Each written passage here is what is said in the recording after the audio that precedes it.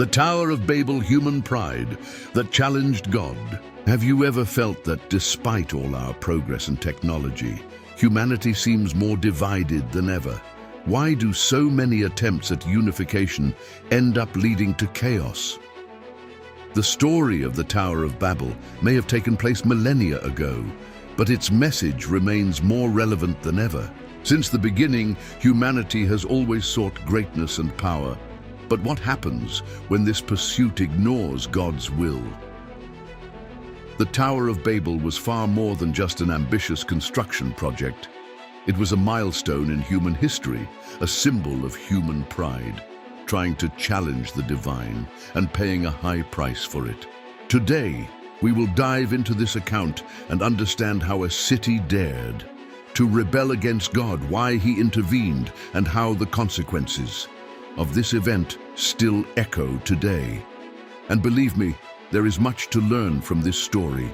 Stay with me until the end and discover how the same mistake of Babel is still repeated in modern society. The city of Babel and the first post-flood rebellion. After the flood, humanity received a clear command from God to spread out across the earth and repopulate it, but instead, a group of people decided to remain together, establishing a powerful city on the plain of Shinar. This act was not just a matter of convenience, it was a direct rejection of the divine will.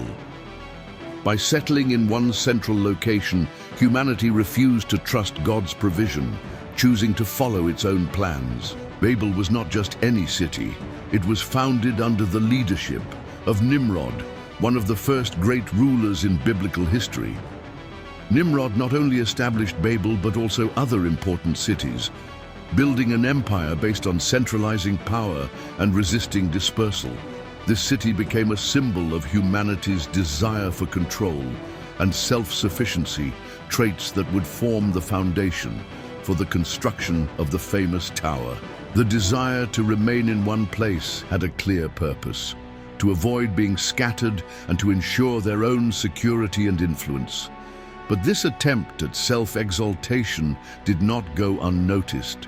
God saw the hearts of these people and knew that without intervention, human ambition would lead them further from him. It was in this context that the construction of the Tower of Babel began. The construction of the Tower of Babel was not merely an ambitious architectural project. It was a manifestation of human pride and a bid for independence from God. They wanted to build a tower whose top reached the heavens, symbolizing not just physical height, but a desire to reach the divine by their own merits. This attitude reflected the belief that they could shape their future without needing God. The builders of Babel developed advanced technology for their time, using baked clay bricks and bitumen as mortar, an innovative technique similar to that of Mesopotamian ziggurats. These step temples were often associated with religious worship, leading some to propose that the Tower of Babel might also have been a center of pagan worship. Regardless of its exact function, the tower represented an act of rebellion and self-sufficiency. But there was a crucial problem with this construction.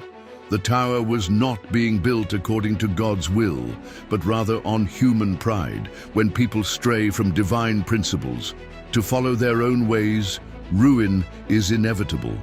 God would not ignore this attempt at human exaltation and was about to act. God saw the city and its tower under construction and realized that humanity was heading toward a dangerous illusion of self-sufficiency. In Genesis 11:6, God says, "Indeed, the people are one, and they all have one language." And this is what they begin to do. Now, nothing that they propose to do will be withheld from them. This statement reveals a powerful principle. Human unity can lead to great achievements. But when such unity is founded on rebellion against God, it becomes destructive. To stop this dangerous progress, God decided to confuse their language. All of a sudden, those who had worked together began speaking different languages, making it impossible to continue construction. Chaos ensued, and the people of Babel had no choice but to scatter throughout the earth, thus fulfilling, albeit forcibly, God's original plan.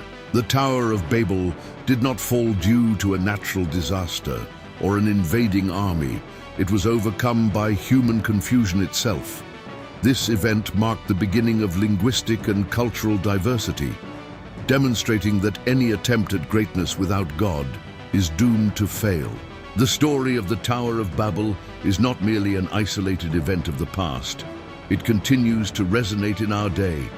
Humanity's desire for greatness without God still manifests, in various ways, through the unbridled pursuit of power. The reliance on technology as the solution to everything, and attempts to build a world based solely on reason and science, leaving no room for faith. We live in an era of astonishing advancements, where humanity has achieved unimaginable milestones. Yet when these achievements are used to exalt pride and turn away from God, history shows the result will be the same as Babel: confusion, fragmentation, and failure. The real lesson of the Tower of Babel is that genuine progress only takes place when it aligns with God's will. Ignoring this principle condemns us to repeat the mistakes of the past. The question is, are we building our lives on a solid foundation, or on a tower that will inevitably fall? Now tell me, do you think humanity keeps repeating Babel's mistakes? Are we trying to forge our own path without God? History shows that every attempt at greatness, based on arrogance and self-sufficiency, ends in ruin. If this reflection resonated with you, share your thoughts in the comments on how the Tower of Babel still reflects modern society. And don't forget to subscribe to the channel and turn on notifications, because in our next video, we'll explore Babylon and its prophetic significance. What does the Bible reveal about the end times? See you in the next video.